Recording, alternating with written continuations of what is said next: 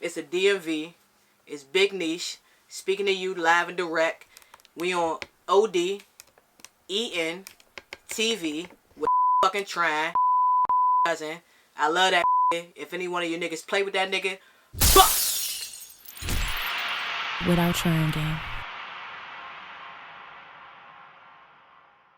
Throw the shoe on the other foot. You think Drake had that? You think he got some joints in the chamber ready to respond back to Rick Ross and them right now? Do you think he got something same as Rick Ross? You know what I mean? He got some, but he don't got. He gonna have to go back to the drawing board with what Rick Ross put out today. Right. For sure. He ain't had nothing for that. He ain't get this. He ain't had nothing for that. With it. He ain't had nothing for that. That was unexpected. Okay. Facts. He didn't expect that shit to happen. Right. What the crazy thing is, what Drake discovered today was that all your secrets, all the little sneaky little fuckboy shit you've been doing that ain't nobody know about is out today. Right. You know that, so now you can be the petty nigga. You can be the nigga who we thought you was, right? The in the sheets nigga that be pillow talking. You can do that on wax now. Right.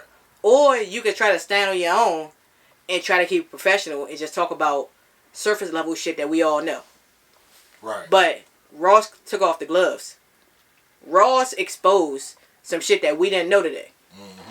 So we seen Drake's reaction to that when Pusha T did it. Right? When Pusha T did it, he bowed out. It wasn't good. He bowed out. Right? Drake said that, oh, you know, I talked to Jay Prince. Yeah. And he said I shouldn't do this.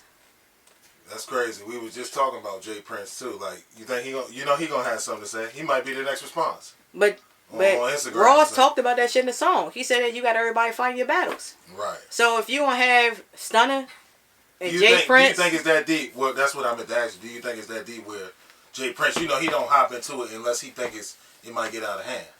Do you think it's just some wax? It's just, I mean, you think gonna keep it on wax, or like you saying you hope it stay on wax? You know what I mean? But do you think it might get that deep where, you know, if Jay Prince sit down and get on Instagram or go live on something and he starts speaking, it kind of changed the algorithm of like, man, they might need to stop because this might get out of hand.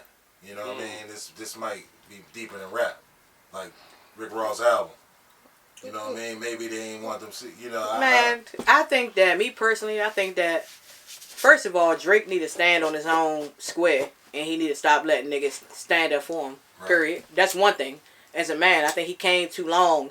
He came too far. Apologies. He came too far for him to let other niggas stand on his beef. And he keep letting niggas speak for him. So I think that he should stop that there. You know what I'm saying? Stop it in his tracks. And then secondly, I think that Jay Prince and them too old to still think they still got that much motion in the game.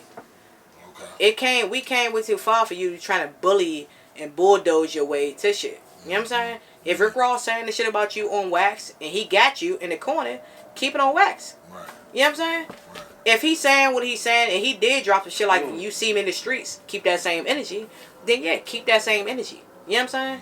That's just what it is. But you can't speak about what dudes do in the streets. But what I will say is that Drake is articulate enough to be able to go on wax and give him a fair fight. It's about the same way that Ross got shit on him.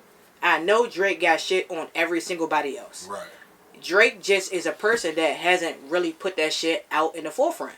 The closest we seen to that was like Meek Mill. Right. And the most he got to that shit was Twitter fingers turned to trigger fingers. Yeah. You know what I'm saying? You on your girl tour. He tried to keep it like PG-13. I haven't seen this nigga go in the mud and get no type of nothing. Right. We haven't seen him go and tell nobody deep, dark secrets. And I think he's always about an image. And I think that that's the reason why these niggas are going at him. Because he's always about an image. And he do shit behind the scenes. And then he had his hand. And I don't think that they fuck with that.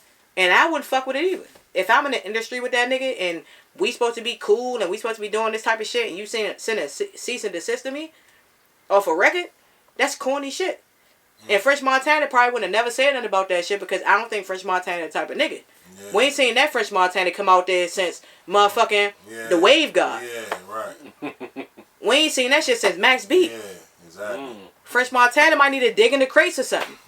Because if he let you do that shit, you got Rick Ross always standing up and speaking up for somebody, dog. Like, yeah, you got your own shit to put down. All right, let me ask you a question, right? Do you think it's time for, like, Young Money, Lil Wayne, and, you know, Nicki Minaj, and part of the Cash Money camp? Anybody do you think they need to jump in, or one of them need to speak up? Seeing as though Lil Wayne, he good friends with Rick Ross. I don't know.